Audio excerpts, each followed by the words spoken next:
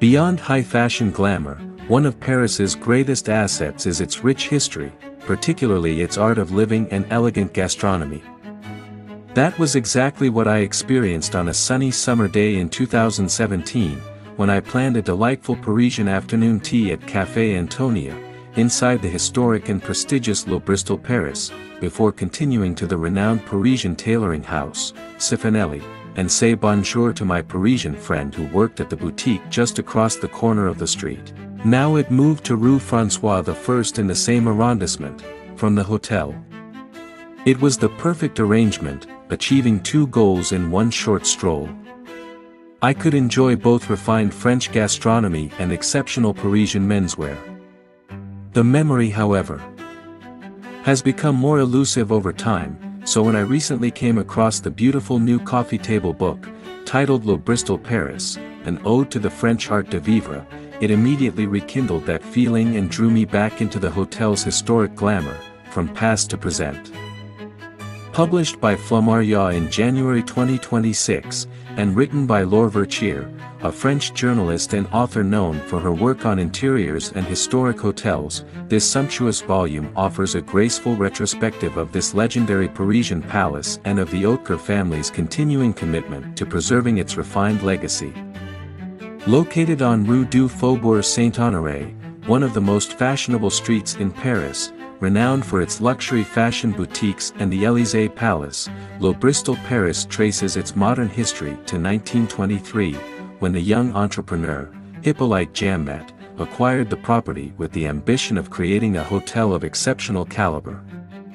The hotel was named after Frederick Hervey, the 4th Earl of Bristol, 1730 to 1803, a celebrated traveler of the Enlightenment era.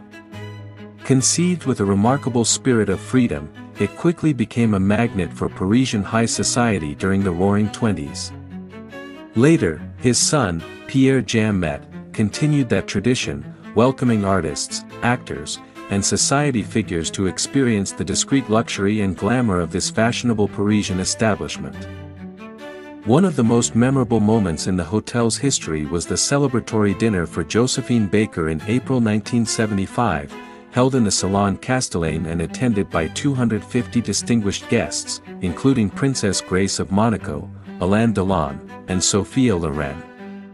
In 1978, German businessman, Rudolf August Hautecœur, who was already associated with the legendary Hotel du Cap Edenrock, acquired the property, bringing it into one of the most prestigious luxury hospitality portfolios in Europe. Today, his sons, Alfred and Ferdinand Hautecœur, continue to honor the house's heritage while evolving its iconic Parisian identity for the present day. Their stewardship has included the Matignon wing expansion, the rooftop swimming pool, and the addition of celebrated dining experiences. In 2011, Bristol Paris became the first hotel in France to receive the official Palace distinction, a status reserved for the country's most exceptional 5-star properties. To me, this book is undoubtedly captivating, especially with its sophisticated grayish-blue cover, featuring a close-up of sumptuous French curtain fabric and tassel details elegantly, which evoke certain quiet luxury and historic beauty of a grand Parisian hotel particulier. The volume begins with forewords by the hotel owners and the co-artistic directors, Elvira and Narcissa Hautecœur, who are also the wives of the hotel owners. Then it unfolds the hotel's history through carefully selected archives and rare images, inviting readers into the glamorous moments that shaped its identity. It then moves seamlessly into the present day, offering a closer look at the hotel's refined interiors, from the grand lobby, furnished in a blend of 18th and 19th century French chateau style and contemporary Parisian chic in a crispy and welcoming atmosphere, to the magnificent Suite Imperiale.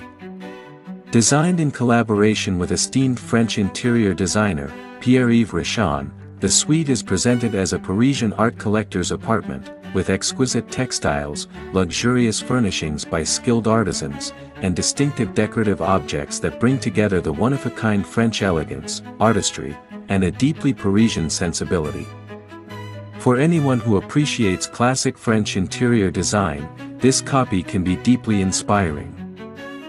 Besides, this book is equally rewarding for gastronomy lovers too.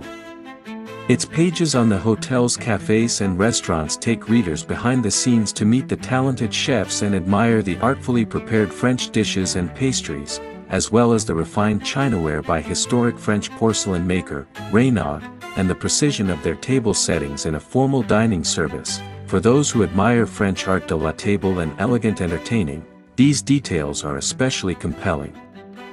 As a bonus, the book also includes signature recipes, from the low Bristol old-fashioned to the classic onion soup with beef consommé and the delicate 100% vanilla custard tart, allowing food lovers to explore the secrets of Parisian haute cuisine, or perhaps recreate a touch of low Bristol elegance at home. While my memory of that afternoon tea at Café Antonia may have softened over time, this elegant book feels like a walk back through those happy moments. Before I return to this luxurious Parisian address in person, it will surely hold a special place on my bookshelf, at the very least as a reminder of why I am so drawn to French history, in particular about high fashion and beauty, Parisian art of living, and their art of combining fashion, gastronomy, and hospitality so effortlessly.